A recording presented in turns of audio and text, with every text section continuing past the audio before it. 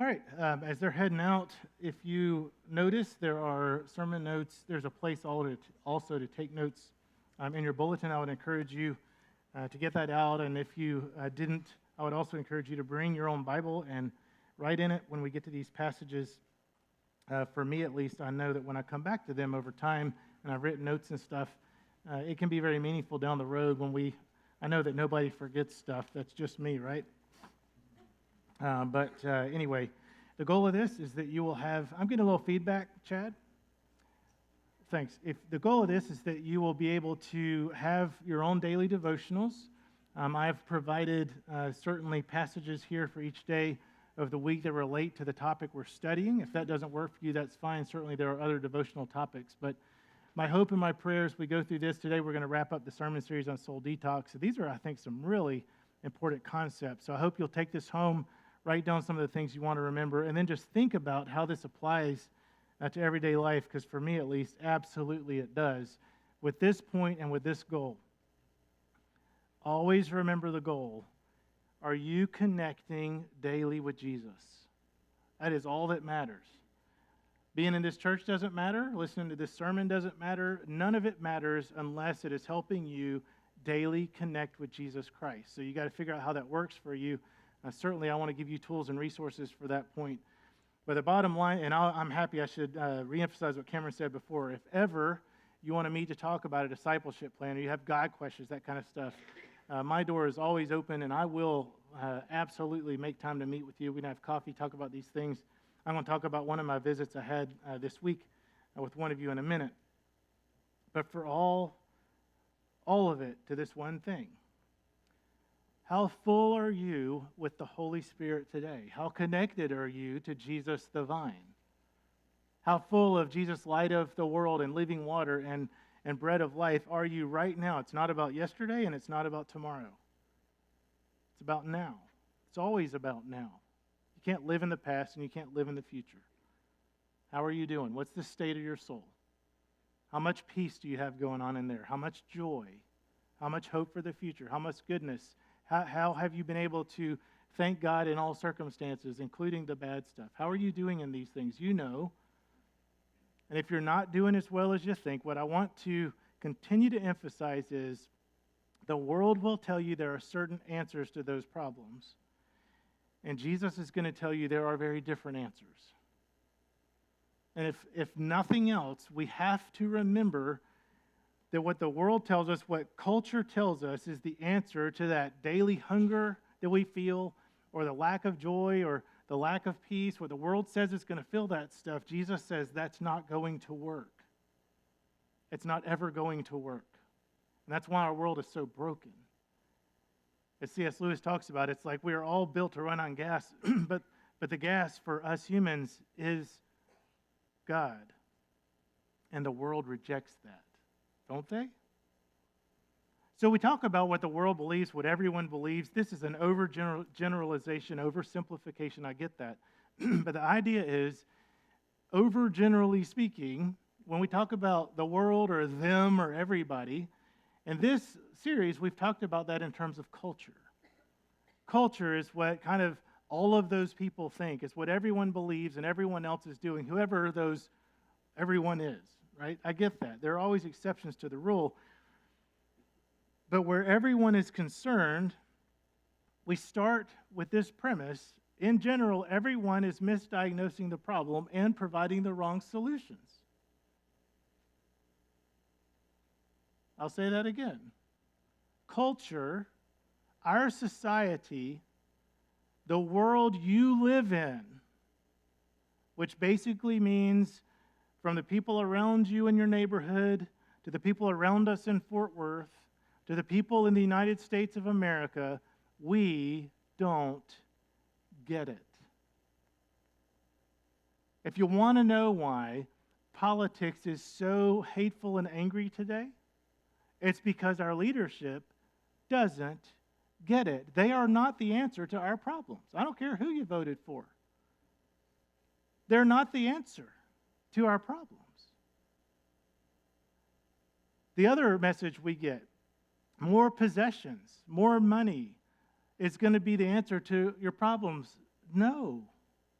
It's not. We're going to get into a lot of these here in a minute when we pull all this together. But when are we going to realize what is normal for people around us, what is normal for culture, is not healthy? It's toxic. It's actually poisonous. And that's why when you dig under the surface of so many of our friends and family and neighbors and coworkers, and you just dig a little under the surface, what you scratch a little under there and you find there are so many people who are just broken and miserable. And unfortunately, it's a lot of us too, because even we don't get it, because we all fall into this herd mentality. Me too. I'll start right. Okay, that's all my toes and fingers. I can't do any more. I get it. Matter of fact, every week on this sermon series, I usually start off trying to write it on Monday or Tuesday, and these concepts for me have been so profound. I've just kind of held on to them and been chewing on them all week because I'm certain that I don't quite understand even what I'm telling you. And you're like, well, that's nothing new. But anyway, it's deep stuff. So I want to start off with 3 scriptures that I believe are all pointing to the same truth. One of them we've talked about already. We're going to read them all. Matthew 7, verse 13. This has kind of been the foundational passage for this whole series. But again, Christ in culture, that's the conversation. Christ in culture. Christ against culture. Christ or culture. Jesus in the Sermon on the Mount here talks about kind of what the world does and thinks versus where we, his followers, ought to be. And he says it like you've heard me talking about the last 3 weeks. You go in through the narrow gate. The gate that leads to destruction, that's a big word. To destruction is broad, and the road is wide, and many people enter through it. But the gate that leads to true life is narrow and difficult, and very few people find it. So the idea, the image, is right a really wide road that everybody's walking on. Who is everybody? Well, it's all those other people, right? It's the idea of, in general, society, our country, our world. Most people are walking the wide path that leads to destruction. That in and of itself ought to cause us to take a step back and say, wait a minute, you're saying most people in our world are wrong? I'm not saying that. Jesus is. Do we have the humility, the awareness? I don't think I do. That's kind of what I've been trying to develop a little more awareness on this because it's so hard. But do we have even the awareness to see that what most people are doing is the wide and easy path? I don't know. We get another one in John chapter 1, moving towards the Christmas season. But this puts a different spin on it. You know, our lights just went off. I know none of y'all noticed that. But we're in the middle of it, and the lights go off. Me too. I almost quit playing because the light went off. I'm like, what happened to the light? You know, the beautiful light. One light goes off, it changes the whole dynamic of the stage, doesn't it? Have you ever been in a cave where all the lights went out? Or have you ever been in your house when it was lightning and stuff and you didn't think that you were going to lose your power? And all of a sudden the lights go out? And everybody's stumbling up, you're kicking the dog, you know, you're running over grandma, and it's terrible, you know, and eventually, what happens when one light comes on? Changes everything, doesn't it? Well, notice how Jesus describes our world. Our world. In the beginning was the Word, and the Word was God, and the Word, was with God, and the Word was God. Everything came into being through the Word. We're talking about Jesus here. Without the nothing came into being. Here we go. What came into being through the Word was life, and the life was the light for all the people, and the light shines in the darkness. What is the darkness? The world. Now, I'm not throwing out a doom and gloom, but this goes back to some foundations I tried to provide a couple weeks ago. If you weren't here, go online and I would encourage you to catch up and watch those sermons. But What happened to our world that it went from something that was amazing and good to darkness? Well, that's what the fall was about. What happened is we chose a path of sin, and that has compounded to where now we are raised by sinful parents who are raised by sinful parents who are raised by sinful parents. And, our biggest challenge in life, I think, the first major challenge is getting out from under the umbrella of our parents' sin that we think is normal. How hard is that to do? And as the Bible says, and it's passed down from generation to generation from generation, the best thing you can do as a parent is figure out what you're transferring from your parents to your children and stop it that is not healthy. But I will submit to you, that's not quite so easy, is it? Darkness and the world are related. I'm not saying it's all bad, and I'm not saying it's all going to hell. I'm not saying that. I'm saying it is broken. It's fallen. It's cursed. Wide path, darkness. Another one. 1 Peter chapter 1.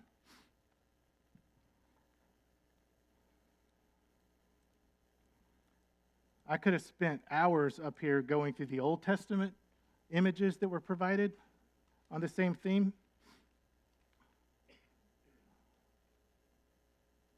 I would encourage y'all to think about that a little bit. But anyway, in 1 Peter chapter 1, the first verse, he says, Peter, an apostle of Jesus Christ, to God's chosen strangers in the world of the diaspora. Now, that word strangers also means exiles. It also means foreigners. It also means aliens. Not like, spaceship aliens, like from another country. Well, maybe it would mean aliens. I don't know. Maybe it would. But again, you got to get the picture. Peter's talking to Christians who are living in their homes. This is where they live.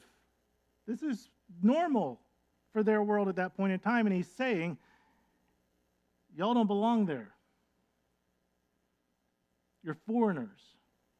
It would be like me saying to all of you, y'all are foreigners in this land called the United States of America. Y'all are exiles in Hazlitt. Now, if you're thinking about it, you're like, well, that's dumb. This is my home, right? Is it? Later on in verse 13 through 19, Peter continues.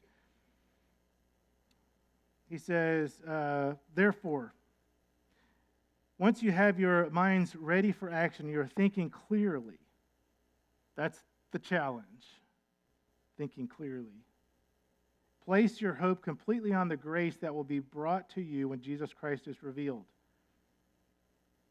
If you're thinking clearly, you're not going to place your hope where? On the world around you. On what the world can do for you if your world gets fixed, your circumstances get fixed. He says, don't be conformed to your former desires, those desires that shaped you when you were ignorant. What desires are those? The ones that are shaped by your parents and by your culture and by your teachers and by all of the world that raised you. It says, don't be conformed to all that stuff, your old way of life. But as obedient children, children of who? God, exactly. You must be holy. Holy, listen, it means different. It means set apart, separate. Holiness, you are different. Different than whom? The world around you. You be holy in every aspect of your lives, just as the one who called you is holy. It is written, you will be holy because I am holy. Verse 8, he says, live in this way, knowing that you are not liberated by perishable things. Liberated, each translation gives a different one, but it goes back to this idea of being ransomed. If we still had slavery today, this word would make a lot more sense to us. Liberated is a person who is under the bondage and yoke of slavery, who someone on the outside came in and bought, paid a price, bought so that you could be free from the bondage. And he's saying, you, Christians, have been ransomed from your former way of life. Interesting, I think. I'm throwing out a lot of big ideas here. Notice the contradiction. Culture is what all of us say is normal. Culture is what we grow up with and what we are comfortable with. And this passage is telling us you are supposed to be separate, wholly different, away from all of that, because I paid a price so you could be liberated from that. Now, most of us would say, I don't need liberating because I love, my house is good, my friends are good, my family's good, and then you scratch it. Are they really? How good is it? Or how good could it be? Scriptures tell us what is normal, what everyone does. You need to be liberated from it because you're living in a foreign land. Let me put some meat on this. I got his permission. I met with Mike at Starbucks this week. We were talking about this. He's like, I really need to meet with you. A couple weeks ago, I really need to meet with you. And, well, what about? He's like, because I'm really struggling because I go to work and everybody's cussing. And he said, it's really hard. And I'm just wrestling with how can I be an authentic Christian in the midst of all these people who not only they don't care about it, but they're actually being antagonistic to it. And I went through, he said, he even said, I used to be in the military and I used to cuss like that. He said, but I've gotten to the point now it's really hard for me to hear that anymore. It's offensive. But I go to work and they're cussing all the time. He says he also watched the news, both Fox and CNN, and he says, I can't even watch the news anymore without being so offended. He said, it just makes me upset. I know none of y'all can relate to that at all, right? He talked about some of his friends and coworkers that he's trying to develop relationships with, but they don't go to church and they don't believe in Christ, and he wants to talk about Jesus, but he feels like it's just so hard to do because a lot of them, they won't hear it, even though it's very important to him. And we went through several of these things about how hard it is to live as Jesus calls him to live in this world. And he says, what's your advice for me? It's like nobody gets it. And I said, well, first off, high five. Give me knuckles. I said, congratulations. You're on step 2.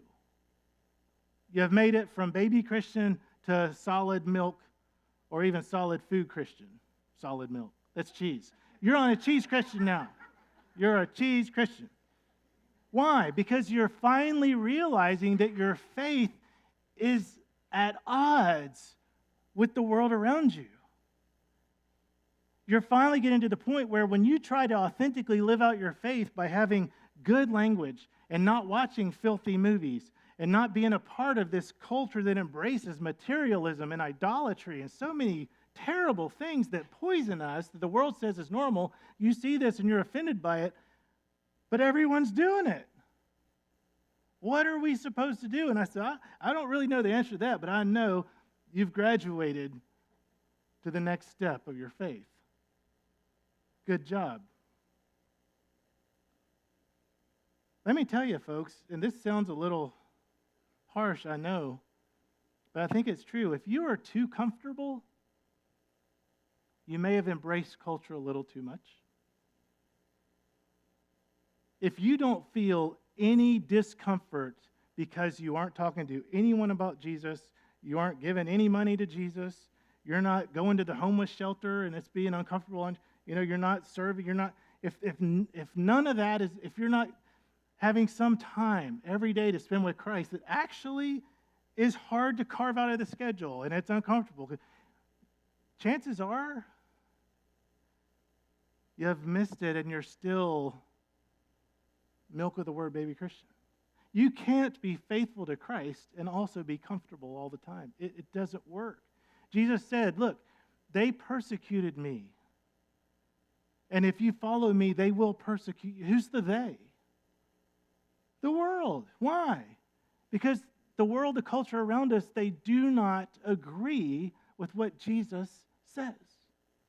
And so when you do and you try to do it, most people will look at that and say, don't preach at me, don't talk to me about that. And we got to be careful how we present ourselves.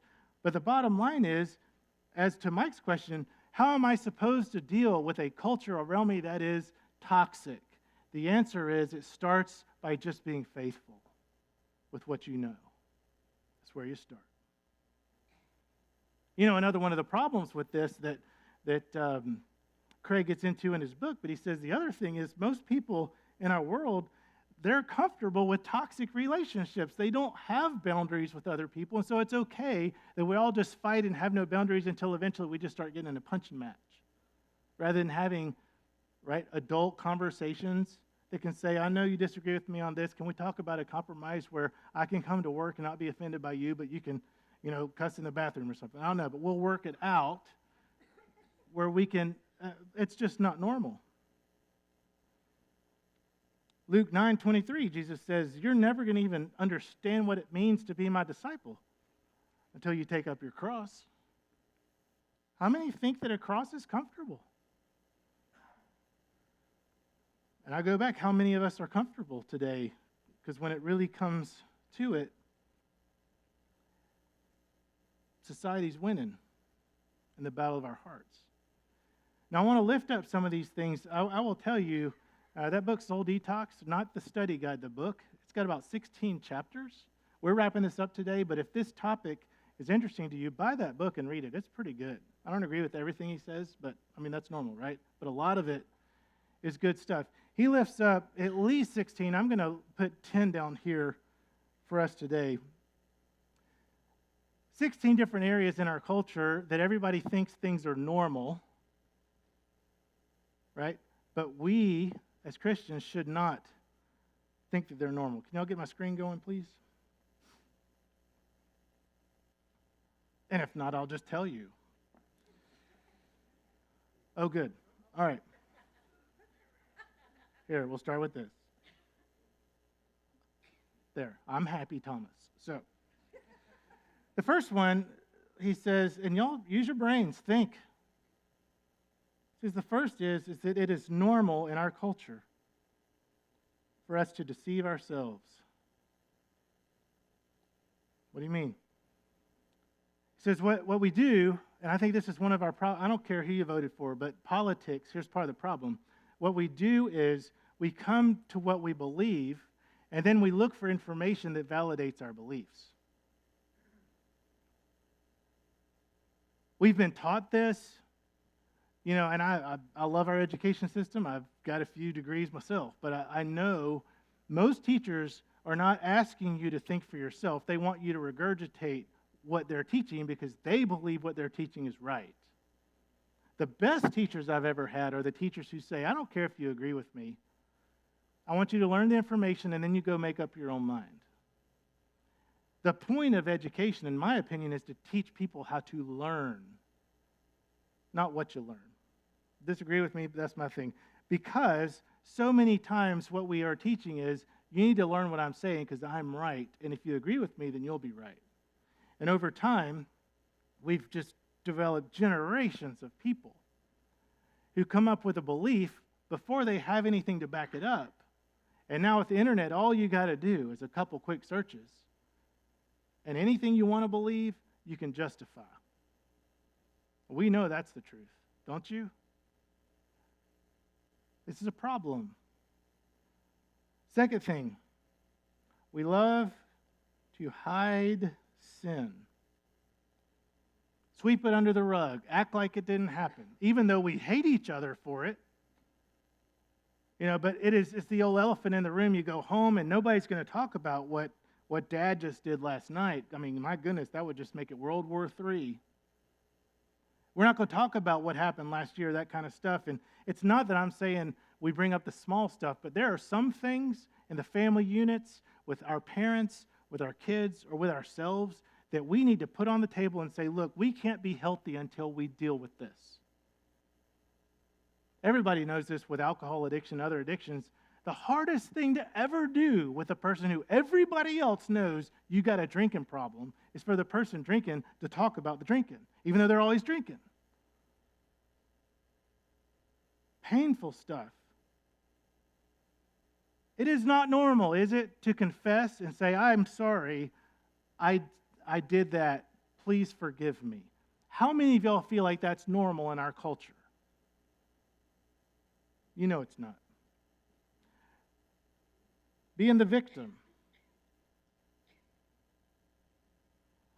And I'm not bashing lawyers, but the whole premise behind so much of our legal system now is, right, you're never wrong. Whatever you did, O.J. Simpson, you're never wrong as long as you spend enough money. Get the right lawyer, you're never wrong.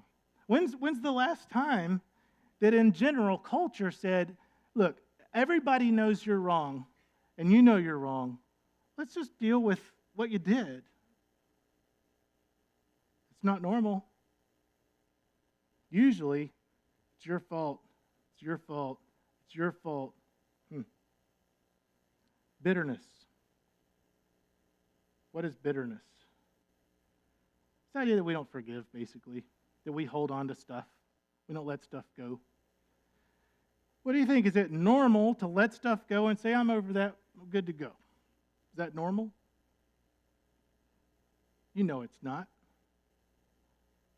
Most people hold on to stuff and hold on to stuff and hold on to stuff until they got so much stuff, they're walking around like this, they're just hunched over with it, and they're so bitter over it. And it's like, dude, that happened when you were 12.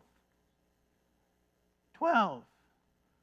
It's not making it right, but it's like at some point, don't you want to move on with your life? I mean, you're still letting this person who wronged you 95 years ago ruin your life today, and yet for most people, it's normal. How about this one? Envy or greed. Is it normal to want what other people have and to want more than you have? Or is it normal to say, money's nothing to me. I use it as a tool, but whatever. And I don't care if what you have is better than mine, whatever. Is that normal? Nope. How about this one? Lust. Listen to this. Last month, pornographic internet sites received more traffic than Amazon, Netflix, and Twitter combined.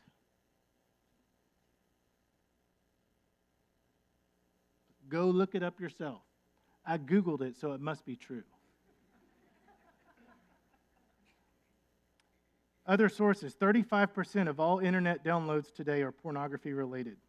Over 30% of all data traffic on the World Wide Web is related to pornography downloads and traffic. It's all, but go study it yourself. And you say what you want about the Victoria's Secret, fashion show and all this stuff, but you read between the lines, even with some of those models. I forgot the one I read, the article, and it's hard even to read the articles because they had all these pictures everywhere. But she said, I quit the Victoria's Secret fashion show because, even when I was young and they put me on stage I should have gotten the name, sorry I don't have it, but I was up there in my underwear and I was embarrassed and I didn't feel right, but it was just such a good job. And now that I'm older, I'm just not doing it anymore because I just feel in my heart that it's just wrong. You can't tell me those girls who are getting up there with basically no clothes on, with the whole world watching her saying, this is fine. Hey, there's no way. You all know it's wrong. And how many of our television shows, how many of the marketing things that we are all exposed to, seriously, people, it's fine if Gladys wants to wear that in private, all right, but that is not for y'all to see. And y'all don't need to see me in a little anything with flip-flops. I'm just saying.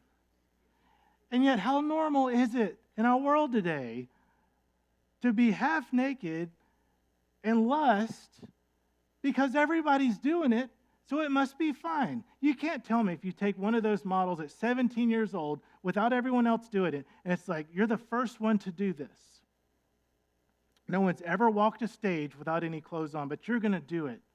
That model's going to say, cool. They only do it because everyone's doing it. That's my 2 cents. Anger and rage. Is it normal to keep your temper? No. Anyway, I keep going. No need to keep going. How about this one? Where is it normal to be content with what you have? Where's that message being preached? Where is it normal to say, the goal for today is for y'all to have peace? Where are you getting that? Where is it normal to say clean language, clean movies, clean TV, clean Yahoo and Google News stories? Where's that normal? Where is it normal to be debt-free and live within your means and also give 10% away to God and also give to the poor? Where do you hear that? Where is it normal to have one day off a week, that you never work at least one day a week to be with your God and with your family so you can actually regroup and spend some quality time with the people that you're doing all the other stuff for? Where's that normal? Where is it normal that everybody in your world says to you, you know what, you go take 30 minutes before you start working to spend some quality time refocusing, recentering so that you can be a productive worker and come in here with a good attitude and be your best? Where is that normal? I will tell you where it's normal, right here and nowhere else. I challenge you to find me another place where that's normal. And even today, as I say those things, I'm so glad you're here. This sanctuary ought to be full. We ought to be having 8 services because the world around us is living in darkness and they're broken and they're hurting and what is normal ain't working, and yet we're not, because so many people think, I'm good. If I just keep doing what I'm doing, eventually it'll work out. And it doesn't.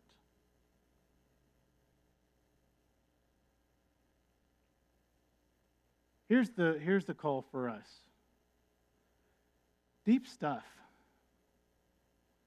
Folks, culture is cursed. Culture is toxic. What is normal is not healthy. It doesn't mean everything about it's bad. I am not saying that, and don't hear me saying that. But you and I both know all it takes is a little flu virus to make your healthy body feel really sick. And we as Christians need to have the awareness and the discernment to figure out, where are we embracing culture instead of Christ? Because folks, where that happens, you're walking the easy path, you're living in darkness, you're living, right, not as a foreigner or alien or stranger in a foreign land, you're living as everybody else is, and it just won't work. What is God's will for your life? This is a big one. Look, He wants you to be full of peace and joy and goodness and thanksgiving. He says, don't be anxious. Doesn't He say that? I thought so. Just be grateful. So many scriptures say, enjoy your life, be blessed. He wants us to have good lives. Imagine that. And when you do, the scriptures call that fruit. That means you're bearing fruit that glorifies God. And when you glorify God, it comes back to you. You're fulfilling the purpose for your life. And y'all all know, even with this upcoming Thanksgiving holiday, the success or failure of your upcoming holiday, are you going to be able to sit around with the people you love and have peace and love and joy and goodness and no anxiety? If you exit Thanksgiving with that, you're going to say, what a wonderful holiday. You can go in there with $10 million and put it on the table, and if you fight over it and there's anxiety and there are problems, you're going to walk away saying, well, maybe next year. Maybe Christmas. Why? Why? There's one way. There's one truth. There's one path. There's one light. And there's no substitute. I hope I said that clearly enough. Jesus says, I am the way and the truth and the life. No one pulls this off except they come through me. What about you? I have to say, I've really stepped on my own toes a lot with this series, because I know there are so many places. Every day I felt myself being sucked into something Where culture says, Thomas, if you do this, if you think this, and I'm like, man, that's just not right. And I did the thing I said last week. I tried to define the belief. Why do I believe this is going to make me feel better? And then I tried to find the lie, and then I'm like, oh, well, that's why it's not right, because the car, the money, the house, whatever, it's never going to fill my hunger. Even if Gladys acted perfectly and Scott acted perfectly, they're never going to fill my hunger. But Jesus will, and Jesus does. I hope and I pray for every last one of us, you too. The sermon's going away, but I hope the topic won't. That as you go through your week, you think very carefully about where you are embracing the values of the world around you. The world around you is polluted and messed up. And it is so imperative that we as Christ's disciples are able to see the narrow path versus the wide and act accordingly. Do that. And Jesus says you will live. You will really live, both now and forever. Let's pray. Lord, thank you so much for today. Thank you for never leaving or forsaking us, even though we are just like sheep that wander everywhere. But yet again today, we try to come back to your feet, come back to your altar, come back to you, and remember what matters and follow your way, your truth that leads to life. I pray for everyone here, those who are online, as well as our loved ones, the people at the golf tournament who are sacrificing to try and feed the homeless and help children in need. Thank you for them. Pray your blessings on their work. We pray that we all might know the height and the depth and the width and the breadth of your love, that we would know your peace, which surpasses all comprehension, that we would glorify you with our lives every breath and be the holy people that you've called us to be, in the name of the Father, the Son, and the Holy Spirit. Amen. God bless y'all. Have a wonderful week. Hopefully, Lord willing, we'll see you next Sunday.